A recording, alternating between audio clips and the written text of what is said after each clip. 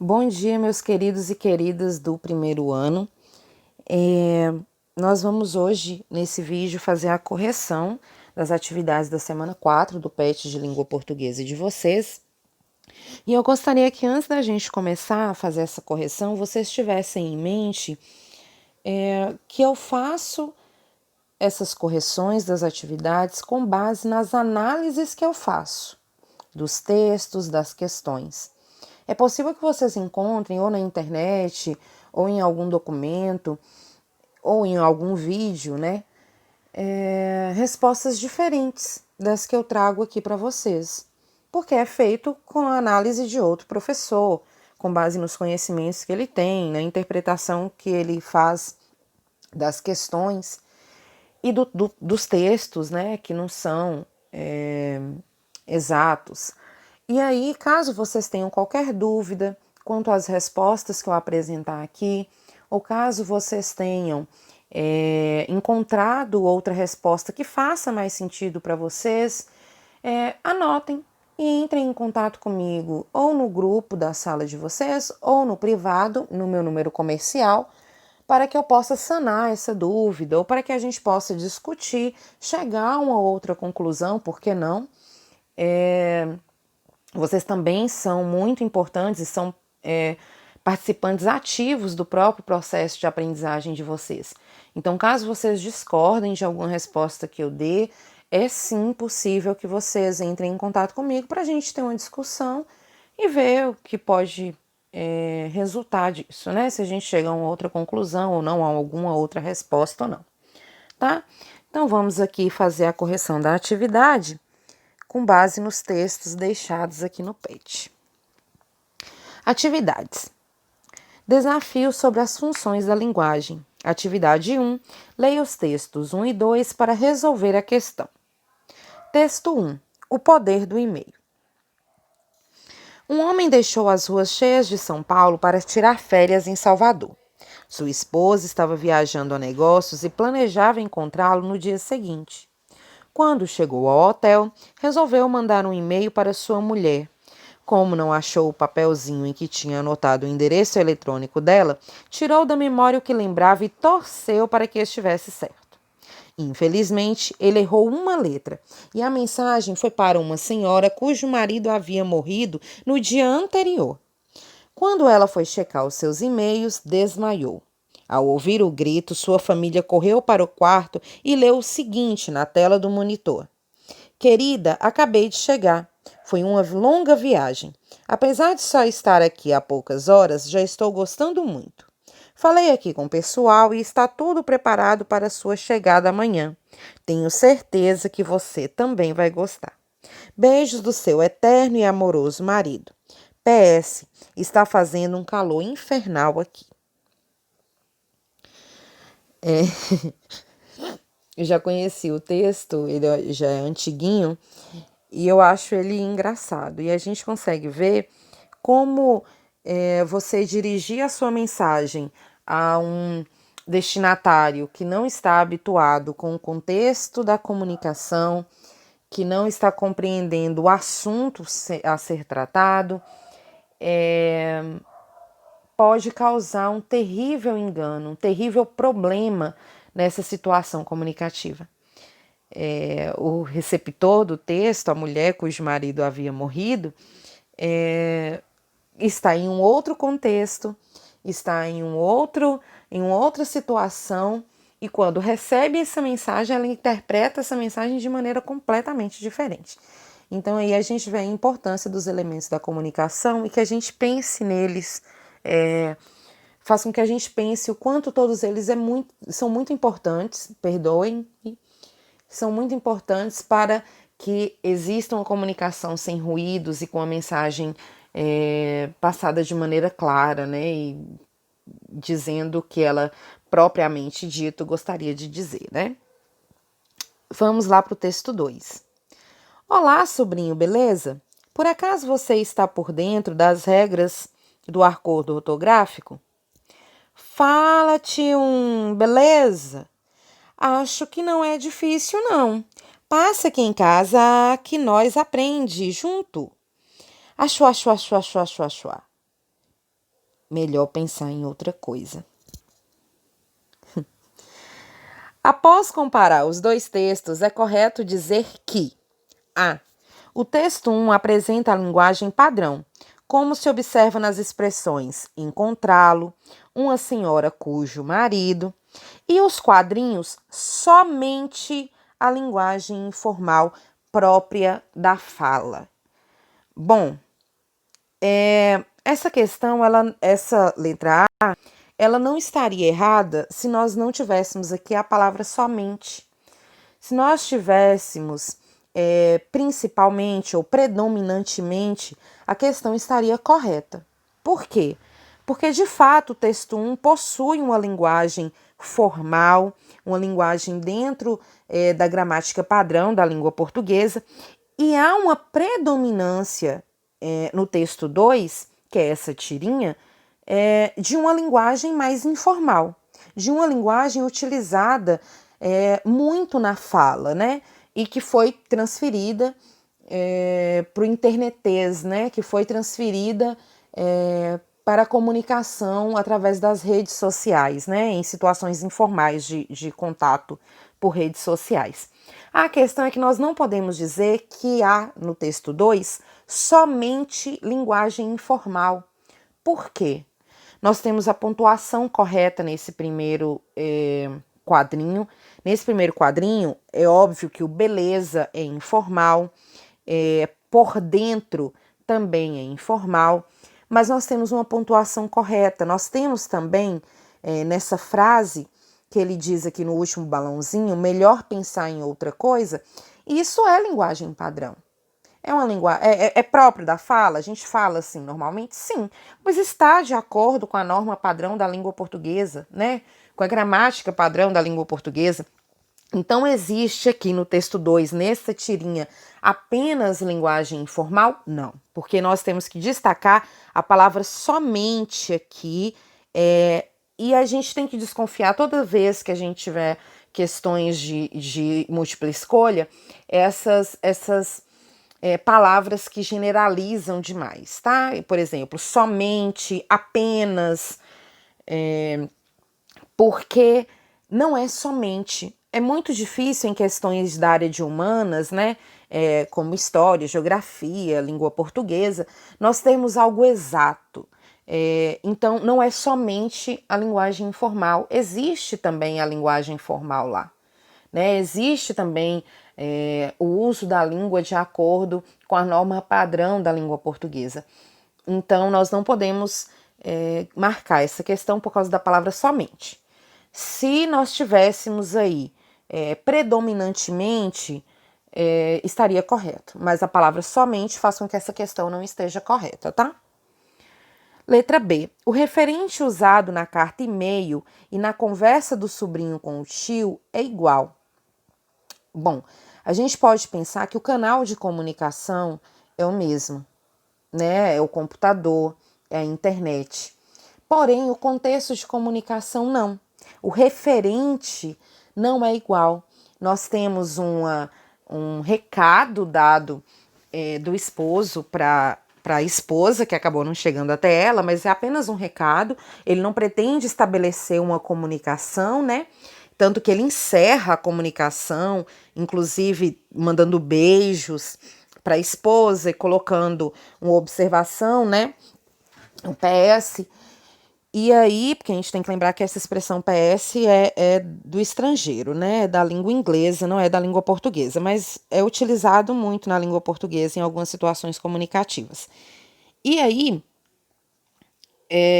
não é o mesmo contexto. Nós temos um contexto diferente. O contexto da primeira carta é um contexto mais formal, talvez não houvesse necessidade, mas é um contexto mais formal. Já o contexto do segundo texto é um conceito mais informal, é de uma conversa que pretende ser contínua, né? Não é uma conversa, não é apenas um recado, é uma situação completamente diferente. Então, o contexto de comunicação é o mesmo? Não. O canal de comunicação é o mesmo? É o computador, a internet? Sim, mas o contexto de comunicação não é. Letra C.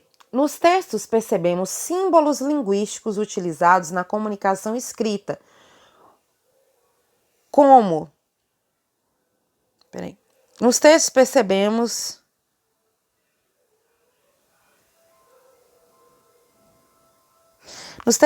símbolos linguísticos utilizados na comunicação escrita, como o texto 1 e o sorrisinho no 2.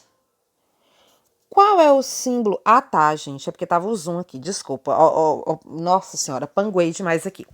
Nos textos percebemos símbolos linguísticos utilizados na comunicação escrita, como o PS no texto 1 e o emoji de sorrisinho no 2.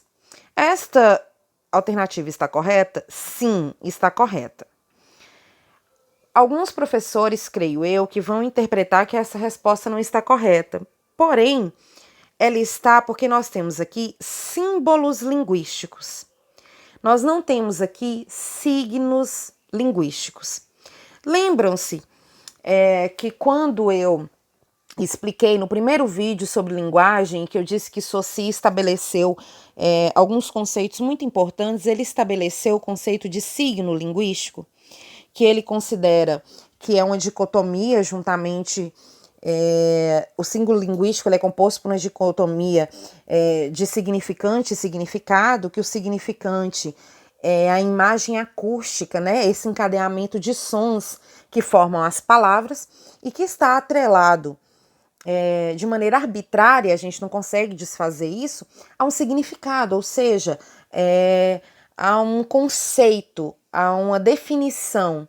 Por exemplo, a palavra celular, né, esse encadeamento de sons que forma a palavra celular, está ligada de maneira arbitrária, nós não conseguimos desfazer isso na língua portuguesa falada no Brasil, a esse objeto em que nós fazemos ligações, mandamos mensagens. Isso é o signo linguístico. Então, existe signo linguístico no PS e no emoji do sorrisinho? Não, não há. Porém, no PS até há, porque é a abreviação de duas palavras. Então há, quando você fala PS, você até compreende, né, esse significado que está atrelado. Porém, esse emoji não é um signo linguístico, né? Porque o signo linguístico, de fato, precisa ser esse encadeamento de sons, né? Essas palavras que são formadas através dos fonemas, os sons que nós utilizamos. E o significado. Porém, esse emoji, ele é um símbolo linguístico? Sim. O que é um símbolo linguístico? É um símbolo que estabelece uma comunicação, que passa uma mensagem. O que o emoji de sorrisinho, não o emoji com um sorrisão aberto, mas o emoji com um sorrisinho, geralmente ele passa nas conversas, né? Ele passa uma ideia de simpatia, de acolhimento, você passa uma ideia de que está feliz com aquela comunicação e que está sendo simpático, né, com a pessoa com a qual você está estabelecendo comunicação naquele momento. Então, o sorrisinho, ele passa uma mensagem, ele é um símbolo linguístico? Sim, ele é um símbolo linguístico. Ele é um signo linguístico, que é o encadeamento de sons ligado a um conceito, a uma definição? Não, ele não é um signo linguístico.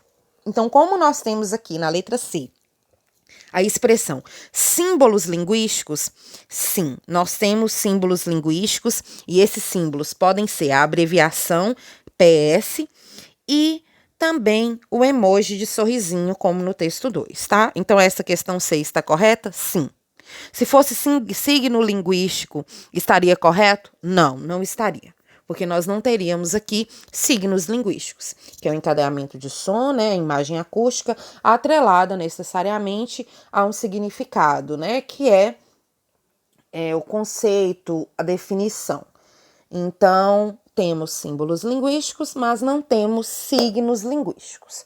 Ok? É uma pegadinha. Alguma dúvida até aqui? Então, vamos lá. A função fática, que tem por finalidade abrir, manter e fechar o canal de comunicação, permeia-se por ambos os textos. Bom, ela permeia pelos textos em sua totalidade? Não. Ela aparece no início e no fim do primeiro texto. Aqui. Quando diz o texto, ele está falando na atividade necessariamente da parte em que o marido já está escrevendo para a esposa. Então, nessa parte que está entre aspas, tá? existe função fática. É isso mesmo que está na pergunta? Deixa eu ver aqui. Deixa eu voltar na pergunta. São parte permeia-se por ambos os textos. Não, essa resposta não está correta por um motivo. No texto 1, nós não temos a função fática em todo o texto. Nós temos só nessa parte que fala sobre que retrata, na verdade, né, que faz um discurso, traz o discurso direto do que o esposo escreveu para a mulher, que nós temos a presença de função fática aqui no vocativo querida, né, que está chamando ela, abrindo a comunicação, né, esse canal de comunicação, e aqui quando ele fala beijos do seu eterno e amoroso marido, ele também está se despedindo, ele fecha o canal de comunicação. Então nós temos a presença da função fática aqui, temos, mas ele permeia, essa função permeia o texto todo? Não permeia. Antes da parte em que está entre aspas, né, que é de fato a transcrição do e-mail que o esposo teria enviado para a esposa, nós não temos função fática no texto todo. Já aqui nós temos a presença maior da função fática, né? Nós temos aqui olá, sobrinho, beleza? Isso é estabelecendo, né? Abrindo o canal de comunicação, estão estabelecendo a comunicação. Aqui também nós temos quando ele manda esse emoji com a linguinha para fora, é quando ele fecha a comunicação. E quando ele fala assim, fala tio, beleza? Ele também está abrindo a comunicação, tentando manter a comunicação com o tio, né? Então nós temos presença da função fática nos dois textos? Temos. Nós temos representação de função fática nos dois textos? Temos. Mas a função fática permeia os dois textos? Não. No texto 1, ela aparece apenas em um trecho do texto, então a gente não pode dizer que ela permeia o texto, né? Que ela passa por todo o texto. Então a letra D não está tão correta assim por causa da palavra permeia-se, da expressão permeia-se. Letra E. A comunicação processou-se pelo mesmo meio de comunicação e pela mesma maneira? Pelo mesmo meio de comunicação, sim, que é o computador, né, a internet. Porém, da mesma maneira, não. Nós temos uma maneira formal no primeiro texto, nós temos apenas um recado sendo passado, e inclusive ele não chegou, né, na pessoa a quem ele era destinado. Já no segundo, nós temos uma situação mais informal de comunicação, talvez tenha sido exageradamente informal. Eu falei informal? Eu espero que sim. Informal de comunicação, talvez até extremamente, né, como eu disse, informal. Então não é a mesma maneira. A comunicação no segundo texto a gente percebe que é uma conversa que pretende-se que aconteça de maneira extensa, né? Não é apenas um recado. Nós também não sabemos se foi um e-mail que foi enviado pelo tio do menino ou se eles estão conversando na época, né, 2009, pelo Orkut ou pelo MSN, algum outro tipo de texto que eles, né, de aplicativo para textos que eles poderiam estar utilizando. Aplicativo não, né, gente, porque nós nem falávamos disso em 2009, é óbvio que vocês não se lembram tão bem assim disso, mas eu me lembro muito bem. Eu estava completamente inserida dentro da internet nessa época, conversando com as pessoas pelo MSN e Orkut. Então, poxa, veio uma nostalgia aqui. Então, a gente não tem certeza, não é dito necessariamente no texto se é também por e-mail. Então, não é da mesma maneira. É pelo mesmo meio de comunicação? Sim. É pela mesma maneira? Não. Então, a resposta correta, a resposta que eu, Cláudia, considero correta, é a resposta de letra C, tá? Caso vocês tenham alguma dúvida ainda sobre símbolos linguísticos e signos linguísticos, mandem mensagem para mim que eu tento sanar essa dúvida. Vamos lá para a atividade número 2. Em um texto, quase sempre aparece mais de uma função de linguagem. O essencial é notar aquela que predomina. A gente falou isso quando eu estava explicando para vocês as funções de linguagem, né? Então vamos lá. Então a que predomina. No anúncio publicitário abaixo existe mais de uma função. Identifique-as e justifique sua escolha. Bom, nós temos aqui um anúncio publicitário. Então, já de cara, nós podemos ter certeza de que nós temos uma presença maciça, uma presença forte na função conativa ou apelativa, porque a gente sabe que a função conativa e apelativa, ela tem como finalidade, ela tem como objetivo mudar padrões de comportamento ou convencer o receptor da mensagem a mudar o seu comportamento, a adquirir algum produto. Então, é próprio que dos anúncios publicitários uma presença mais forte, predominante da função de linguagem conativa ou apelativa. E é essa função que a gente pode perceber aqui. Nós temos uma família no passado, né? Os pais e os filhos, e temos aqui essa família depois de um tempo com o texto sempre há 100 anos, Tramontina sempre há 100 anos. Então, quais as funções de linguagem a gente pode perceber aqui?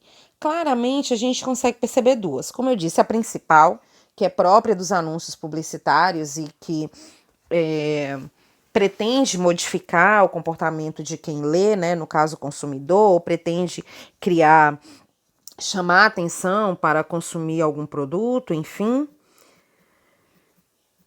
Essa é a função principal, né? A função predominante é a função conativa apelativa. Mas nós temos aqui também a função referencial. Qual é a função referencial? É a função que passa uma informação de maneira direta e objetiva. E qual é a informação que está sendo passada de maneira direta e objetiva? E pensando que essa mensagem ela é passada através do texto verbal, né, que é o texto escrito, e também do texto não verbal, que é a imagem. Qual é a informação que está passando? Que a Tramontina está sempre há 100 anos no Brasil e nos momentos familiares, né? Então, essa é a função que a gente vê como pano de fundo, que é essa função referencial, a função informativa, que está passando a informação de que a Tramontina está sempre com a gente há 100 anos, tá? Alguma dúvida quanto a isso? Função principal, função conativa ou apelativa, né? Que visa mudar padrões de comportamento e por isso é muito próprio dos anúncios publicitários. E temos uma outra função aí que está não tão predominante, né? Que é a função referencial ou informativa. Se tiverem alguma dúvida, mandem mensagens para mim. Bom, por que nós estudamos elementos da comunicação e funções da linguagem de maneira atrelada, né? A gente estuda ao mesmo tempo. Porque cada função da linguagem, ela costuma estar ligada, ela costuma fazer referência a um elemento da comunicação. Por exemplo, a função referencial, ela está ligada ao contexto da comunicação, ou seja, ao referente, né? Porque ela está ligada a passar uma informação de maneira objetiva, de maneira a informar sobre aquele assunto. Então, a função referencial ela está diretamente ligada ao referente, né, que é o contexto de comunicação, o assunto, né, de comunicação. A função emotiva ela está ligada e está relacionada ao emissor da mensagem, porque é aquela função em que o emissor da mensagem fala sobre a sua subjetividade, os seus sentimentos, aquilo que há de mais profundo nele, né? E por isso a função emotiva está diretamente relacionada com o emissor da mensagem. Já a função poética, ela está ligada à mensagem. Nós temos na função poética a função de haver um trabalho com a língua, com a linguagem utilizada na situação comunicativa, de fazer com que essa língua ela seja bem trabalhada para que haja rimas, para que haja um efeito estético bacana, para que haja ritmo no texto. Então, a função poética ela está ligada à mensagem, ao trabalho com a mensagem. A função fática está ligada ao canal, quando nós falamos assim, oi, alô. Por que está ligada ao canal? Porque a ideia é abrir o canal de comunicação ou manter o canal de comunicação ver se a pessoa está te entendendo, está te escutando, está participando daquela situação comunicativa mesmo, principalmente ao telefone, quando a gente não enxerga o rosto da outra pessoa, né? Ou não recebe mensagem daquela pessoa logo de volta.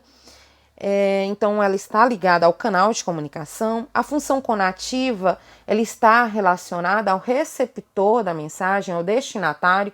Se você visa mudar visa mudar o comportamento de uma pessoa, você está voltado, o interesse dessa função da linguagem está voltado para quem vai receber essa mensagem, e a função metalinguística está relacionada diretamente ao código, porque nós não falamos que a função metalinguística é o código falando do próprio código, é a poesia falando da poesia, é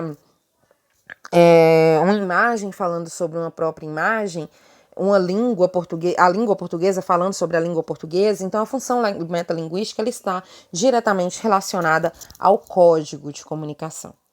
Caso vocês tenham alguma dúvida, repito pela milionésima vez, podem mandar mensagem para mim. Eu espero que tenha ficado claro o nosso trabalho com funções da linguagem e elementos da comunicação. Nós encerramos por hoje esse conteúdo, nesse trabalho remoto, né? Que é uma novidade, que é um pouco diferente, que é um pouco confuso talvez, mas a gente vai se adequando aos poucos e vamos continuar assim. Cuidem-se para que a gente possa estarmos próximos uns dos outros o mais rápido possível. Um beijo, um queijo e até a próxima.